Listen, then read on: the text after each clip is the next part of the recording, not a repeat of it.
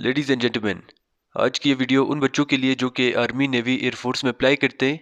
FSc part first के exam आपके हो गए, अभी पार्ट सेकंड के एग्ज़ाम आप लोगों ने देने होते हैं।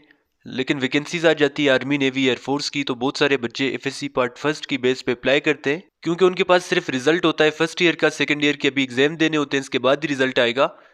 आर्मी, नेवी, एयरफोर्स आपको ये सहूलत देती है कि वो बच्चे जिनका फर्स्ट ईयर कंप्लीट है, अगर वो अप्लाई करना चाहते हैं तो वो फर्स्ट ईयर के मार्क्स पे अप्लाई कर सकते हैं। तो इवन कोर्सेज में अक्सर ये होता है कि आप लोग अप्लाई कर सकते हैं। जैसे अभी पीएमए का चल रहा है, पीएमए 156 लॉन्ग कोर्स, इसी तरह से 158 PMA long course, 160 PMA long course, तो इसमें आप लोग अप्लाई कर सकते हैं होप सर्टिफिकेट पे अगर फर्स्ट ईयर आपका कंप्लीट है। अब बहुत सारे बच्चों को पता ही नहीं होता कि होप सर्टिफिकेट क्या होता है, कैसे हम इसको बना सकते हैं। तो सारी चीज़ें मैं आपको आज की इस वीडियो में बताऊंगा कि कैसे आपने ये कॉलेज से बनाना है। सबसे पहली बात तो ये है कि जब भी आप कॉलेज में जाएंगे तो प्रिंसिपल के पास आपने जाना है, एक एप्लीकेशन आपने लिखना है प्रिंसिपल को। जैसे तरीका होता है एप्लीकेशन लिखने का, प्रिंसिपल को अपने स्कूल का नाम लिखना है। मैं आपको मेन चीज़ बता देता हूँ कि उसमें लिखेंगे आप क्या, क्योंकि हर एक स्कूल का तो मैं नहीं बता सकता। कोई होगा एपीएस से होगा, कोई कैडेट कॉलेज से होगा, कोई दूसरे स्कूल से होगा, तो वो आपने खुद ही लिख देना है। मेन चीज़ ये कि आपने अपना नाम लिखना है कि सन ऑफ जिनके भी आप बेटे, बताना है आपने कि I am student of FSc part 2 at Army Public School Sialkot Cantt, या जो भी आपका स्कूल है।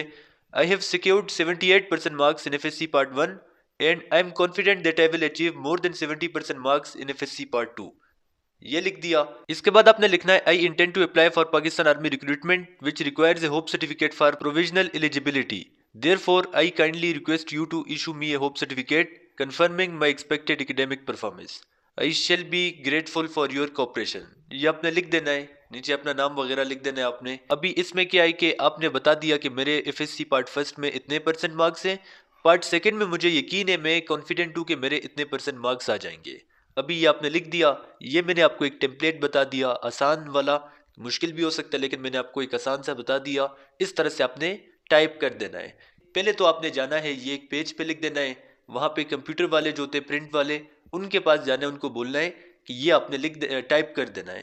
वो आपको टाइप कर देंगे ये पेज पे, उसका प्रिंट आपने निकाल देना है, वही प्रिंट आपने कॉलेज लेके जाना है। अभी मैं कुछ टिप्स आपको बता देता हूँ कि ये बनाते वक्त आपने किन बातों का ख्याल रखना है। सबसे पहली बात तो ये कि अपने नेम का आपने बहुत ही ज़्यादा ख्याल रखना है। नेम आपका ठीक होना चाहिए। अगर आपका नाम है मोहम्मद उमर, तो आपने उमर खान नहीं लिखना, या सिर्फ उमर नहीं लिखना। मोहम्मद उमर आपका डॉक्यूमेंट्स में आईडी कार्ड पे यही है, तो वही आपने लिखना है उस पेज पे, क्योंकि आर्मी वाले सिलेक्शन सेंटर में इसको मैच करेंगे। अपने फादर नेम भी ठीक लिखना है। अकबर अली है तो अकबर खान नहीं लिखना, प्रॉपर नेम जो कि आईडी कार्ड में वही आपने लिखना है। अपने स्कूल का नाम भी आपने ठीक से लिखना है। और पार्ट फर्स्ट के जो आपके मार्क्स हैं वो भी आपने ठीक लिखने हैं, और जो परसेंटेज बन रही है वो भी आपने पार्ट फर्स्ट के ठीक लिखना है, और एक्सपेक्टेड जो कि आपके सेकेंड ईयर के वो भी आपने इसमें लिख देना है। कभी भी आपने कोशिश करना है कि अनरियलिस्टिक एक्सपेक्टेड मार्क्स आपने नहीं लिखने। ये नहीं कि आप बताएं कि मेरे पार्ट फर्स्ट में जो है वो 60 से 70% के दरमियान मार्क्स हैं और पार्ट सेकंड में मेरे 90% से ज़्यादा आ जाएंगे। जब ये होप सर्टिफिकेट आ गया आपका एसएसबी में जाएगा, उस टाइम तक आपका रिजल्ट आया होगा, तो वो जब देखेंगे कि इसने होप सर्टिफिकेट में लिखा था कि मैं 90% मार्क्स ले लूँगा, अभी इसने लिए 60% मार्क्स, तो ऐसा ये बहुत ही बुरा इंप्रेशन होगा। तो अनरियलिस्टिक मार्क्स आपने नहीं लिखने। जब भी प्रिंसिपल के पास आप वो होप सर्टिफिकेट लेके जाएंगे, प्रिंट आपने निकाल दिया, अभी प्रिंसिपल वहां पे सिग्नेचर करेगा। अगर सिर्फ सिग्नेचर हुआ तो वो आगे एक्सेप्टेबल नहीं होगा। आपने प्रिंसिपल को बोलना है कि सर आपने इस पे स्टैंप लगा देना है, कॉलेज का स्टैंप उस पे लाजमी होना चाहिए। अगर बगैर स्टैंप के आप लेके जाएंगे, वो कहेगा ये प्रिंसिपल ने नहीं किया, ये ऑफिशियल नहीं कंसिडर किया जाएगा। तो मेन चीज़ है कि कॉलेज का स्टैंप होना चाहिए। बाकी जब सिलेक्शन सेंटर में आप जा रहे हैं तो डॉक्यूमेंट्स आपके पास होने चाहिए। फर्स्ट ईयर का जो मार्कशीट है वो आपके पास ओरिजिनल होनी चाहिए। इसके अलावा मैट्रिक के भी डॉक्यूमेंट्स आपके पास होने चाहिए। डोमिसाइल आपके पास होना चाहिए। आईडी कार्ड अगर आपका है वो होना चाहिए, नहीं है तो बे फॉर्म आपके पास होना चाहिए। पिक्चर्स उन्होंने जो आपसे मांगे 4 पिक्चर्स या 6 पिक्चर्स, वो भी पासपोर्ट साइज वाले पिक्चर्स भी आपके पास होने चाहिए। तो ये था होप सर्टिफिकेट के बारे में।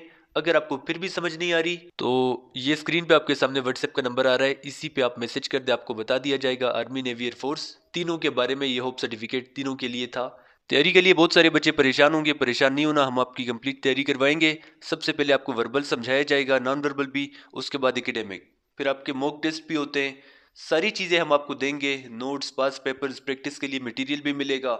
जो क्वेश्चन हम आपको देंगे आपसे पहले भी बच्चों को वो रिपीट हो गए, इंशाल्लाह आपको भी रिपीट होंगे। हमारे नोट्स की गारंटी होगी, आप हमारा रिजल्ट देखें पिछले कोर्स में हमारे कितने बच्चे पास हो गए, इसके बाद आप हमें ज्वाइन कर सकते हैं। मजीद आपके जो भी क्वेश्चन होते हैं इसी व्हाट्सएप नंबर पे आप हमसे रब्ता कर सकते हैं।